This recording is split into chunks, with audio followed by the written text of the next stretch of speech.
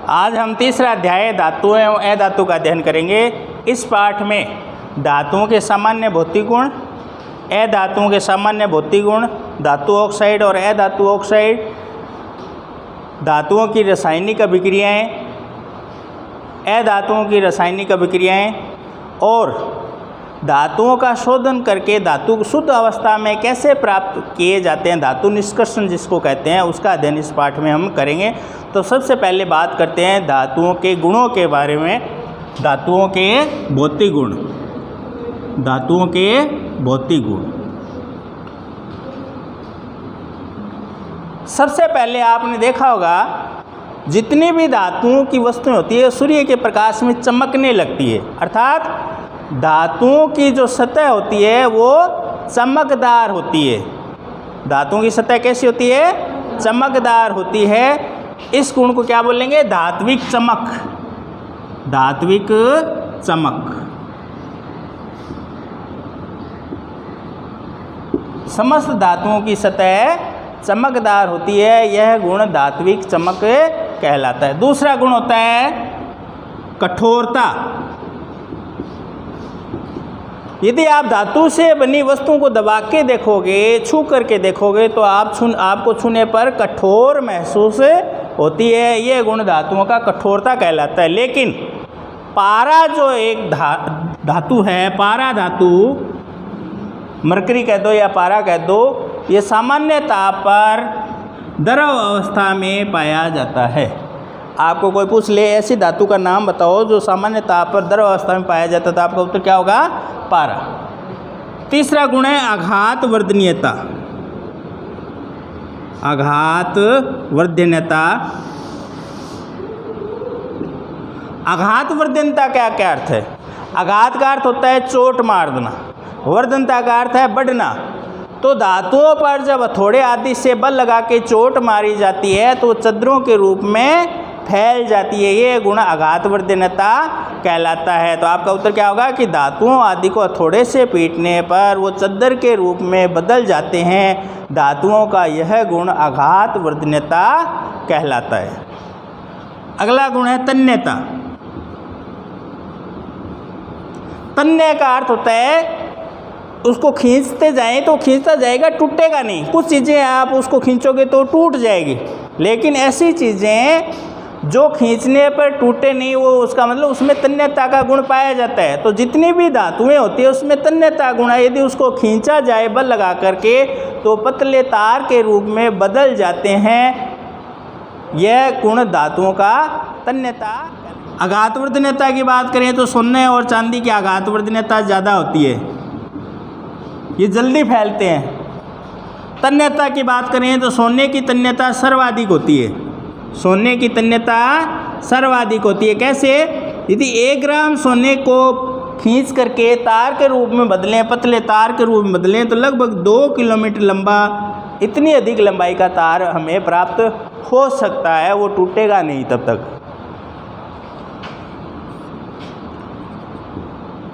ऊष्मा के सुचालक। ऊष्मा के सुचालक। किसी भी धातु के एक सिरे को गर्म करते हैं बर्नर आदि से, तो उसका दूसरा सिरा भी आपको गर्म महसूस होता है। घरों में अपन जितने भी चूल्हे पे भोजन पकाते हैं तो हम देखते हैं कि धातुओं के बर्तन क्या हो जाते हैं? गर्म हो जाते हैं। इसका मतलब समस्त धातु जो होती है ऊष्मा की सुचालक होती है। लेकिन एक धातु होती है लेड और एक होती है मरकरी। ये 2 धातुएं ऐसी होती है जो ऊष्मा की कुचालक होती है। तो आपको परीक्षा में प्रश्न पूछा जा सकता है ऐसी 2 धातु के नाम बताओ जो ऊष्मा की कुचालक हो, तो लेड व मरकरी। अगला गुण विद्युत के सुचालक। विद्युत के सुचालक।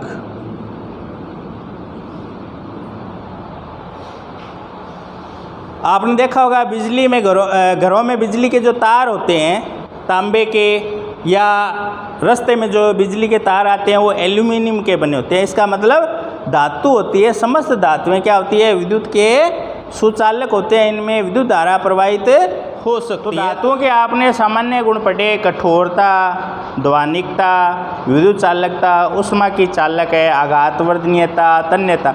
इसके अलावा धातुओं के कुछ और भी गुण होते हैं, जैसे क्षारीय धातु होती है, सोडियम, लिथियम और पोटेशियम। इनका गलनांक इतना कम होता है और ये बहुत ही मुलायम होती है, इनको चाकू से भी काटा जा सकता है। तो आपको कोई पूछ ले ऐसी धातुओं के नाम बताओ जिनको चाकू से आसानी से काटा जा सके, या कोई प्रश्न आ जाए ये कोई धातु X है, उसको केरोसिन में रखा जाता है और उसको चाकू से भी आसानी से काटा जा सकता है, उस धातु का नाम बताइए। तो जितनी भी क्षारीय धातु है, जैसे सोडियम, कौन सी धातु? क्षारीय धातु। कौन कौन सी?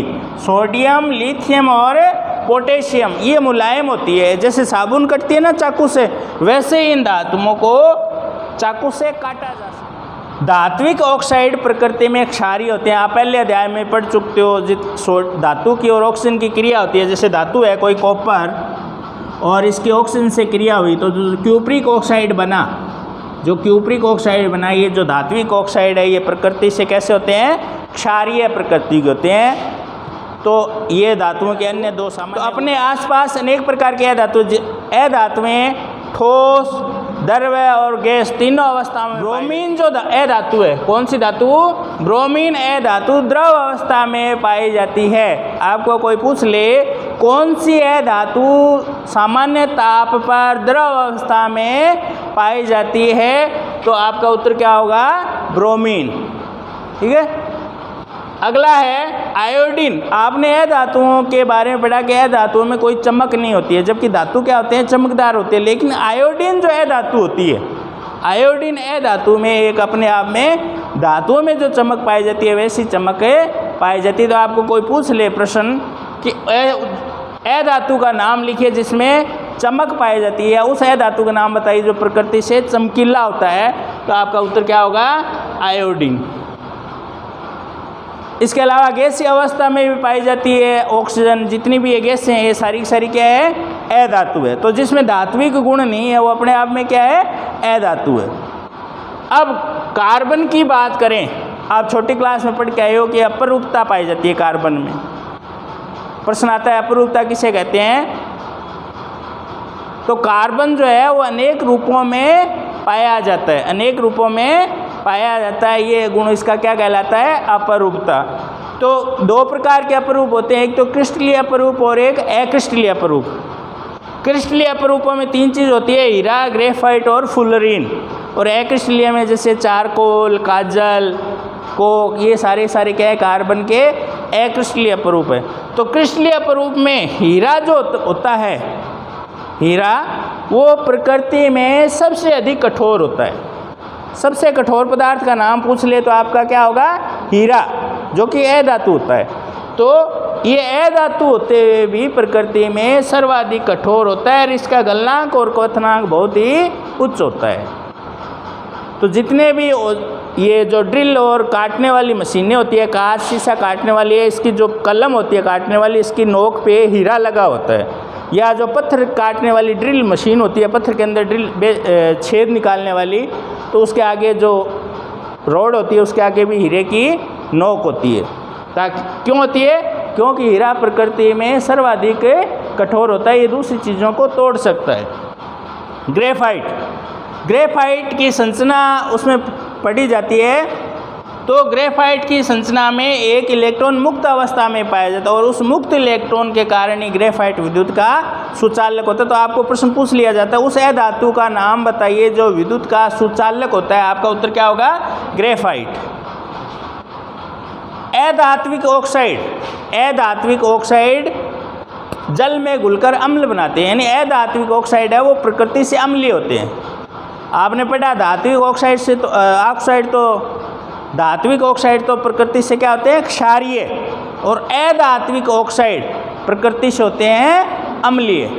जितने भी अधात्विक ऑक्साइड हैं वो प्रकृति से अम्लीय होते हैं। जैसे कैल्शियम ऑक्साइड है, ये प्रकृति से क्या होगा?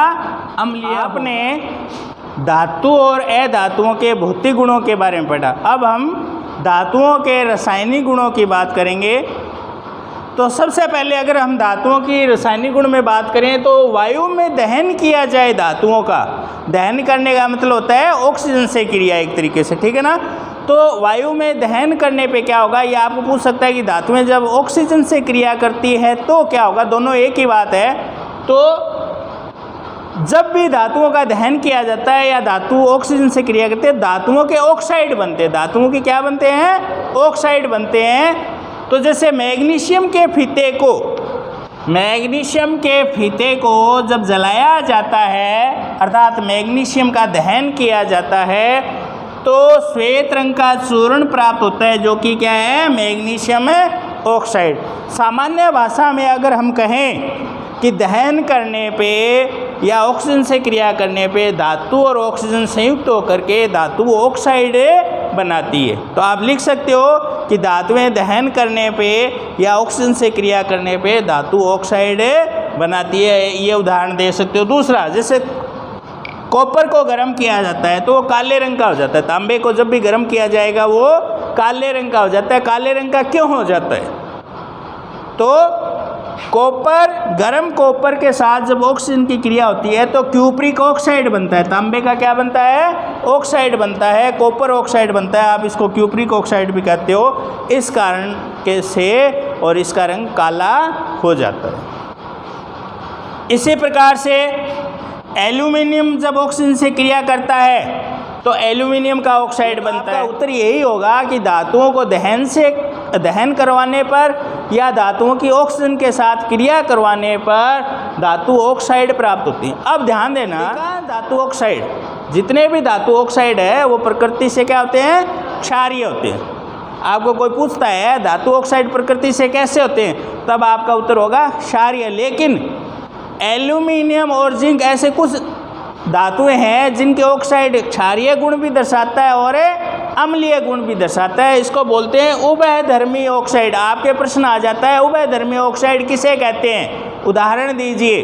उभयधर्मी ऑक्साइड किसे कहते हैं, उदाहरण दीजिए। तो आपका उत्तर होगा कुछ धातुएं जैसे एल्यूमिनियम और जिंक के ऑक्साइड, अर्थात एल्यूमिनियम ऑक्साइड और जिंक ऑक्साइड प्रकृति से अम्लीय भी होते हैं और क्षारीय भी होते हैं। ऐसे ऑक्साइड उभयधर्मी ऑक्साइड कहलाते हैं। और आप समीकरण दिखाओगे, जैसे एल्यूमिनियम ऑक्साइड की क्षारीय प्रकृति दिखानी है तो इसकी क्रिया जब अम्ल से करवाई जाती है, एल्यूमिनियम ऑक्साइड की क्रिया किससे करवाई जाती है, अम्ल से करवाई जाती है। तो ये 6 हाइड्रोजन और 3 ऑक्सीजन मिलके, 6 हाइड्रोजन और 3 ऑक्सीजन मिलके और 3 अणु जल के बना लेंगे। 3 दूनी 6 हो गए, ऑक्सीजन के 3 एकम 3 हो गए, तो ये तो बन गया जल।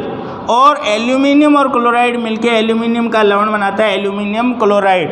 तो यहाँ पे एल्यूमिनियम ऑक्साइड अम्ल से क्रिया कर रहा है, ये अम्ल से क्रिया कर रहा है ये ऑक्साइड, इसका मतलब इसकी प्रकृति क्या हो गई, क्षारीय हो गई। दूसरी देखेंगे, यहाँ पे एल्यूमिनियम ऑक्साइड की क्रिया क्षार से हो रही है, यहाँ से एल्यूमिनियम की क्रिया किससे हो रही है, क्षार से हो रही है। तो इस क्षार से क्रिया हो रही है, इसका मतलब ये ऑक्साइड कैसी प्रकृति का हो गया, अम्लीय प्रकृति का हो गया। जब एल्यूमिनियम ऑक्साइड की क्रिया कास्टिक सोडे यानी सोडियम हाइड्रोक्साइड के साथ करवाई जाती है तो सोडियम एल्यूमिनेट बनता है। क्या बनता है, सोडियम एल्यूमिनेट। इस यौगिक का नाम होगा सोडियम एल्यूमिनेट।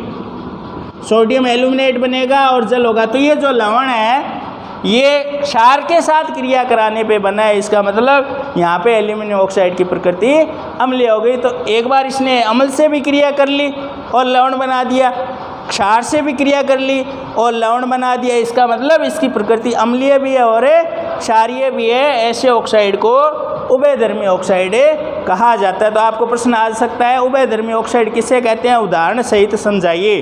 तो आप लिख सकते हो कुछ धातुओं के ऑक्साइड जैसे एल्यूमिनियम ऑक्साइड और जिंक ऑक्साइड अम्लीय प्रकृति भी दर्शाते हैं और क्षारीय प्रकृति भी दर्शाते हैं, इसे उभयधर्मी ऑक्साइड कहते हैं। और ये समीकरण आप लिख के प्रदर्शित करोगे। आपके नया प्रश्न आता है, सोडियम व पोटेशियम धातुओं को केरोसिन में क्यों रखा जाता है। यह आपको प्रश्न पूछ दिया जाए, ऐसी 2 धातुओं के नाम बताइए जिनको केरोसिन में रखा जाता है और क्यों रखा जाता है। तो आपका उत्तर होगा सोडियम व पोटेशियम को केरोसिन में रखा जाता है क्योंकि यह सामान्य ताप पर, सामान्य अवस्था में ऑक्सीजन से क्रिया करके इसका दहन हो जाता है। क्या हो जाता है, ऑक्सीजन से क्रिया करके दहन हो जाता है, जलने लगता है। फिर से सुनेंगे, सोडियम और पोटेशियम सामान्य ताप पर ही ऑक्सीजन से क्रिया करते हैं और उनका दहन हो जाता है। इस दहन को रोकने के लिए ही सोडियम व पोटेशियम को केरोसिन में रखा जाता है। केरोसिन में रखने से उनसे ऑक्सीजन क्रिया नहीं कर पाएगी। ठीक है, अगला प्रश्न, ऑक्साइड की परत धातुओं के पुनः ऑक्सीकरण को रोकती है, इसका क्या मतलब हुआ? कुछ धातुएं जैसे जिंक और एल्यूमिनियम और शीशा, ये धातुएं ऐसी होती है, कौन कौन सी धातुएं? जिंक, एल्यूमिनियम और शीशा, ये कुछ धातुएं ऐसी होती है जो हवा से संपर्क में आ जाती है और हवा में संपर्क में आने से इनके ऊपर एक परत चढ़ जाती है ऑक्साइड की, धातु ऑक्साइड। ये जो इस धातु की ऊपर एक परत चढ़ती है, ये इसकी सुरक्षा का काम करती है और वो धातु को आगे कटने नहीं देती, नष्ट नहीं होने देती। ठीक है, तो कई बार ये ऑक्साइड की परत है वो धातुओं का पुनः ऑक्सीकरण करने से रोकती है, उसके संक्षारण को रोकती है। तो ये धातुओं के ऑक्साइड बनने का एक अच्छा लाभ भी है। अब कुछ आपके कहा कि कुछ धातुएं गर्म करने पे ऑक्सीजन के साथ जलने लगती है, या कुछ धातु ऑक्साइड से क्रिया करके काले रंग की या पीले रंग की या श्वेत रंग की परत बना लेते हैं, और कुछ धातुएं ऐसी भी होती है जो किसी भी ताप पर ऑक्सीजन से क्रिया करती ही नहीं है। तो इसको समझोगे, लोहा होता है, उसको गर्म करेंगे तो वो जलेगा नहीं। लोहे की छड़ को आप गर्म करना चाहोगे तो वो जलेगा नहीं, लेकिन उसको चूर्ण बना लोगे, आयरन चूर्ण बना के उसकी ज्वाला में डाल लोगे तो वो तेज़ी से जलने लगता है। आयरन चूर्ण जलता है जबकि आयरन की छड़ें नहीं जलती। कॉपर का दहन नहीं होता है, कॉपर खुद नहीं जलता है, कॉपर का दहन नहीं होता है, परंतु यह गर्म कॉपर पर जब ऑक्सीजन गैस क्रिया करती है, गर्म तांबे पे ऑक्सीजन गैस जब क्रिया करती है तो तांबे का ऑक्साइड कॉपर का ऑक्साइड बनता है और उसके ऊपर काला से रंग की एक परत बन जाती है। वो काले रंग की जो परत है वो क्या है? Cupric oxide. तो कहने का मतलब क्या हुआ? कॉपर जलता तो नहीं है लेकिन गर्म कॉपर ऑक्सीजन से क्रिया जरूर करता है और ऑक्साइड की एक परत बना लेता है। सिल्वर और गोल्ड यानी ताप पर भी ऑक्सीजन से क्रिया नहीं करता है। अब आती है, नया प्रश्न आता है, एनोडीकरण किसे कहते हैं? ध्यान देंगे, प्रश्न आ जाए, एनोडीकरण किसे कहते हैं? एनोडीकरण का क्या लाभ, एनोडीकरण की क्या क्रिया होती है? जैसे एल्यूमिनियम के ऊपर, विशेष करके एल्यूमिनियम के साथ किया जाता है। एल्यूमिनियम की कोई साफ वस्तु, उसको बैटरी के प्लस पॉइंट से जोड़ दिया जाता है, यानी ये बन गया एनोड। ये एल्यूमिनियम की छड़ क्या बन गई? एनोड बन गई, ये एनोड का कार्य करेगी। और कोई एक ऋण पॉइंट से जुड़ा वो कहलाता है कैथोड। वो कुछ भी आप ले सकते हो।